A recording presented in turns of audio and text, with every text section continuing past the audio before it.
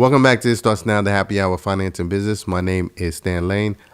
I am also the co-founder of the Lane Consultant Group. I have over a decade of leadership experience, and the frequent questions that I get all the time is how do we remove frictions? How do we get people motivated? And one of the things that I've come to experience within my tenure is that if you could remove a lot of the friction from individuals, it makes it a lot easier to get them motivated. And they may not know it, is that they have this one perception of themselves internally, but then there's another perception of themselves externally.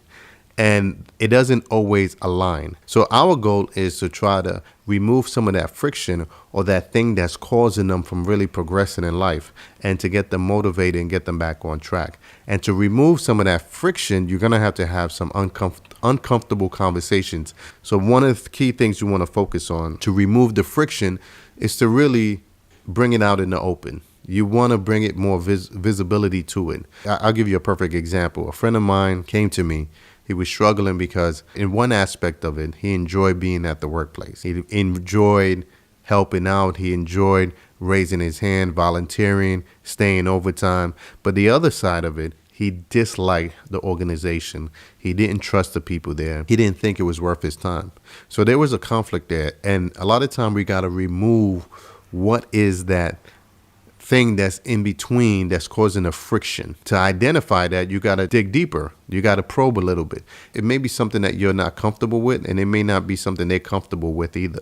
But by probing, you get an idea of what it is that's causing this resistance from moving forward. So I asked him, I said, hey, so what is the thing that your concern is? He said, well, I like being there, but to move up in the company is not worth my time.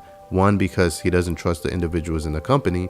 And two, is because he felt like for that level of responsibility, it would be somewhat being underpaid. I explained to him, if you're going into leadership, one of the things you have to focus on is not for the pay. You're going in there to help people. You're going in there to help them develop, help them take their career to the next level, right? But as well, you got to execute on whatever the SOPs are and within the company. But initially, your goal is really to get people going, get them inspired into the thing that they're doing, the daily functions, the daily activities. Those are the things that you want to help build each individual. I explained to him, if it's monetary gains you're looking at it from the wrong lens.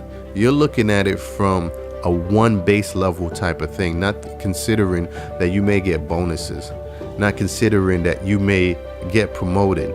Sometimes you get a certain percentage. And when I had to break down the compensation piece to let them know that you can be compensated really well depending on your performance.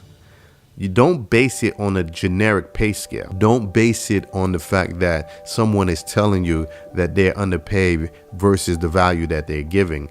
You don't want to look at it from those lenses. You want to look at it from the individuals that are being paid well, or the ones that constantly are increasing in their career, or they taking it to the next level. Go a level above them and ask questions. Say, hey, listen, how did you get here? What was the compensation like? Was it worth it? And then allow them to give you some feedback, because there are different levels to being a leader, and you will get compensated based off your performance. And if you have high review on your performance, guess what? You're going to have a higher compensation. And those are the things that we don't look at when we're just focusing on first entry level or even on a mid-entry level. When you have so much seniority within a company and you haven't really taken it to the next level, you don't see the value in going to the next level because nobody probably pitched it to you in a compensation value standpoint, or maybe from a inspiring people and becoming that person that they may see in you. People may come to you because they see that you can lead, and people feel comfortable with certain people that they recommend to lead because they see the value. So they motivate you and they say, hey, go ahead and do this. But once you remove whatever that resistance is, it becomes a lot easier for them to see it. Now my friend is more motivated. Because the resistance is removed, he's going in, and now I ask him, how's the workplace? Oh, it's amazing. How's the people? Oh, they're great. It's much better now. People are just friendlier now. I'm getting more support now. In his case, he's looking at it like things has gotten better, but not realizing that he technically changed. his views change. And when that happens, you have this great euphoric moment. Things are much better and much, people are much more pleasant and more encouraging. No, by you going in asking more questions and you letting them know that you want to, take it to the next level. Now you're finding supporters. You're finding people that are willing to offer you a lending hand. Before then, they had no reason to help you out. Yes, they want to find those people, but if you don't step up, then they have no indication that you want to lead, especially if you have tenure and you had no inclinations of wanting to take it to the next level. So now that they realize that he wants to move up, now there's more support. There's more people that's encouraging him. He's getting more opportunities to get exposure, to present himself. And he's looking at it from a lens of, wow, things has changed. People are changing. No, we change. We change our perception. We change it the way we look at things. And by changing those paradigms, you start to understand that people are there to support you. There are good people there, but we don't take that time because we never asked to take it to the next level. And sometimes you do want to take it to the next level, but you're probably not ready. So there's certain level of steps that you have to go through. You may have to change the perception of who you are.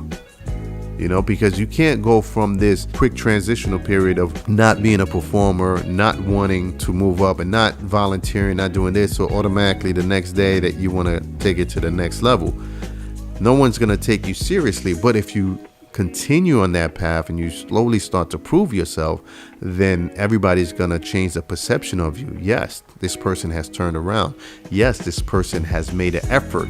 And now they want to grow and they want to stretch their arms. So that's what I wanted to talk about today, is removing some of that resistance in people. By recognizing that resistance, you got to probe a little bit more to ask, hey, what is it that's causing this resistance? Or they may not think it's a resistance, but what is it that you really don't like?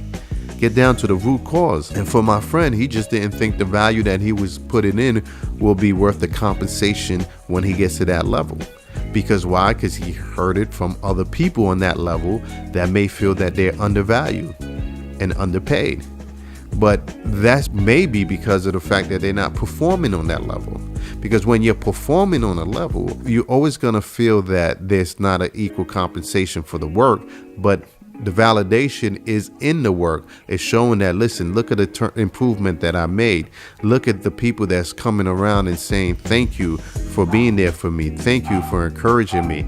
You have those validations that impact you in a sense where you feel that you're adding a lot of value. The compensation may not always be matching, but the intangible things that come along with it validates who you are. And that's what I wanted to talk about today, helping people remove that resistance by probing, asking questions, and seeing what it is that's stopping them. And when you realize when you can change their lens, you change their life. My name again is Stan Lane. I am the co-founder of the Lane Consulting Group. I am also the founder of It Starts Now. Thank you so much. Good night.